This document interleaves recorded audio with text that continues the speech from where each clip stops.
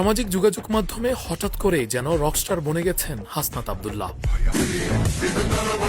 হাজারো মানুষের সামনে দেখালেন মিডল ফিঙ্গার, যে দৃশ্য মনে করিয়ে দেয় সিস্টেমের বিরুদ্ধে লড়াই করা রকস্টারের রণবীর কাপুরের সেই আইকনিক দৃশ্য।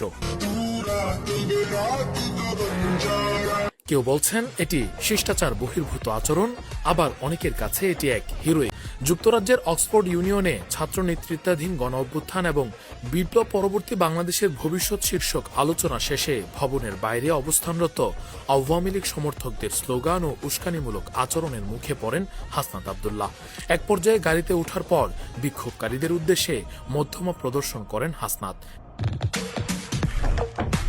সেই মুহূর্তের ছবি দ্রুত সামাজিক যোগাযোগ মাধ্যমে ছড়িয়ে পড়ে। নেটিজেনদের একাংশ হাসনাতের এই প্রতিবাদী ভঙ্গিকে বলিউডের রকস্টার সিনেমার রণবীর কাপুরের বিদ্রোহী চরিত্রের সঙ্গে তুলনা করেছেন। তাদের মতে এটি ছিল কটূক্তি ও উস্কানির মুখ্য প্রতীকী প্রতিবাদ। নেটিজেনদের মতে রণবীর কাপুর যেভাবে মধ্যমা আঙুল তুলে হয়েছিলেন বিদ্রোহের আইকন, ঠিক সেভাবেই হাসনাতের এই পোজও হয়ে গেছে উস্কানিমূলক আচরণের উপযুক্ত জবাব।